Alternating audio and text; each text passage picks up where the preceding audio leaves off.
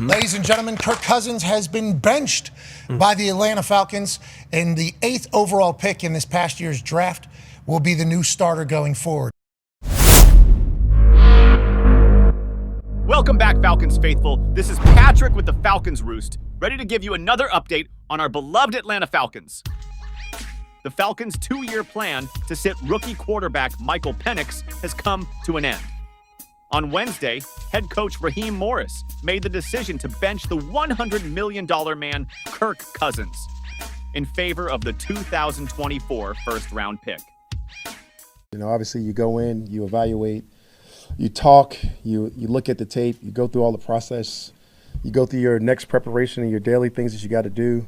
Obviously, you know, we got to play better at the position. We want to play better position, and that's what we made the decision to do that last night. Cousins leads the NFL in turnovers with 16 interceptions and 13 fumbles. Of those 13 fumbles, 6 were recovered by the opponent. When the news broke late Tuesday night, opinions began showing up all over the internet. Everybody who's been attuned to the sports news knows exactly how we're starting this program, because we were there in Detroit. With the 8th pick in the 2024 NFL Draft, the Atlanta Falcons select Michael Penix Jr. Well, there it is. Quarterback, Washington. That is the first surprise of the NFL Draft, to say the least. Cousins just showed up. Why are you doing this? And the Falcons were like, well, we just went through that whole business of post-Matt Ryan trying to figure out who it is. And so we went and got our veteran now, and we've got our quarterback for the future. And, you know, I understand everybody why we didn't choose anybody in 8th overall to actually help Kirk Cousins win right now. That's an understandable question, but no. We're playing four-dimensional chess here in Atlanta. We're looking at the future. That's what we're looking at, and we got the now settled, and we got the future settled with our future head coach in Raheem Morris, who knows how to handle the personalities in the locker room. Everybody, don't worry about it. It's a win-win for everyone. If you're saying, I've never heard of anything like this, you'd be right. Because here's the list of rookie quarterbacks in the National Football League to make multiple starts and lead his team to the playoffs after his first start coming in Week 10 or later in a season for a team that, when they started him, was either at 500 or below. The list of quarterbacks in such a circumstance is 0. It's never happened. The big news, though, the Falcons benched Kirk Cousins. Michael Penix Jr. III will get his first start, a home game against the Giants. I understand it. I said that they should do it. I thought they should have done it 2 weeks ago, but they let Kirk Cousins almost play his way out of this position. And they make the decision to bring in Michael Penix, and I like it. I'll say it sucks, but it had to happen, right? I mean, it did. You think it did? It did. I mean, Kirk he hasn't looked like himself the last 4 weeks. It's been pulling on this team. It's a move where they want to try to get into the playoffs, and they see this as the best path forward. You know, from reports of what we've been hearing with Penix in practice, and, you know, his arm and the way that he's played, the way that he looks like he's commanding the huddle. They've got so much skill on that team on offense. So for them not to be able to produce, and unfortunately for Kirk to not play very well, he hasn't lived up to his standard. I'm sure that he's accepting of it because of the way he's played the last 4 games.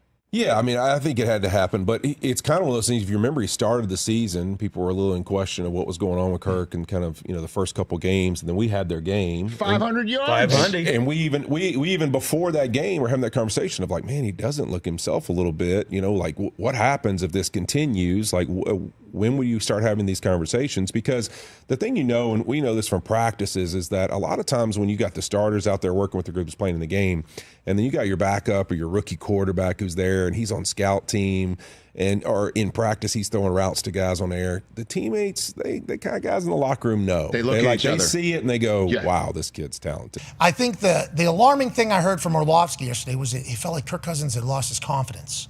And if you lose your confidence in one of those types of positions, I guess any position in sports, especially at the professional level, that will be your downfall. I'm shocked, and not because of Cousins' performance, because obviously it's a football decision, so he hasn't played well enough. But the situation they're in with a home field playoff game really in it's reachable, right? I mean, you're chasing the Tampa Bay Buccaneers, who you've beaten twice. So you tie this record or tie their record. You had a home playoff game, and now you're going to go to a rookie. And to your point, I understand the Giants thing, but it's a risky situation unless you are fully going to Penix. And as much as Kirk Cousins has struggled, the first 9 games of the season, he played really well. So you're hoping you draw that part of the veteran. I'm either thinking something, either he's injured and they know more than we do, or Penix is lighting it up in practice and giving them a ton of confidence to drop this kid in. Surprised, but yet not like I was surprised more about the comments on Sunday night, Mike, or Monday night, I should say. Just after the game going, wait, the door has been cracked open there, right? I mean, there was, as you always say, it wasn't just shut. No, he's our guy, blah, blah, blah.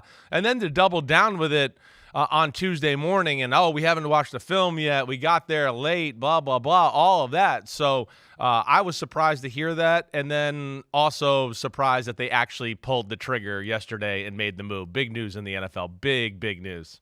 It was the right move. But, man, he, my eyes tell me, he was playing okay, not super bad, but when I look at the numbers, super bad. It was super bad, but it just didn't look like it when I'm watching the games. It looked like, we threw another pick, he fumbled again, but it wasn't like just so god-awful. And I always say, we see one thing, but the coaches are studying the film. Yeah. And they understand where he's supposed to go with the football and how he's supposed to get people in and out of the huddle. So they obviously saw it and was like, we can't win with this dude. We're going to lose. So we might as well get our young rookie started and flush that other $50 million that he's probably going to be owed, flush that down the toilet and keep it moving. But Kirk Cousins has not played well during the last 5 games. And while everybody else continued to debate it, Raheem Morris publicly stood behind Kirk Cousins until shortly after the Falcons arrived back in Atlanta on Tuesday. And he made the statement that he wasn't going to commit at the quarterback position. And lo and behold, later in the evening, Tuesday night, the Falcons make the organizational announcement that Michael Penix is their quarterback moving forward. Moving forward. That means that Kirk Cousins is not their quarterback moving forward. That means that the Falcons will have paid him $90 million to play 14 million games, and Kirk Cousins now is expected to be elsewhere. And the only question now becomes whether they release him with a June 1st salary cap designation, or wind up trading him and eating some of the money. But the Falcons are turning the page. They are going to Michael Penix. This is a dramatic move with all sorts of ramifications. A rookie quarterback with a playoff spot on the line, with the pressure on everybody, with the money going to Cousins. It is a huge move, and it is going to be awfully intriguing to see how it plays out. The reality is this: Atlanta was never going to catch Tampa Bay, and even if they did, they weren't going to matter in the playoffs if their passing game did not improve. And I think at least Michael Penix gives them something improved when it comes to throwing the ball downfield. That's going to be his strength. They've got all these weapons on the outside, and Drake London and Darnell Mooney, and you're sitting there going, well, how can you not try to create more explosive elements pass game-wise in their offense? So I just think the reality of the situation was the quarterback play was so significantly hindering their performance. At some point, everybody else in the building also deserves the opportunity to make the playoffs. Everybody. And I think Raheem Morris did not want to do this. I can actually tell you that very clearly. Did not want to do this. Well, he may not have wanted to do it, but it happened. Week 16, Michael Penix will begin his career as the Falcons' starting quarterback. The concern here at the Roost is, if he performs poorly, will the city turn on him? Can Penix handle an offseason of being considered a bust by the fans? Like it or not, he will be the face of the franchise in 2025. So let's all rally behind this young man and give him all the support he will need to make this organization successful.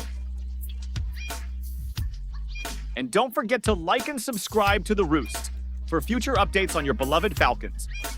Until the next time, cue the outro.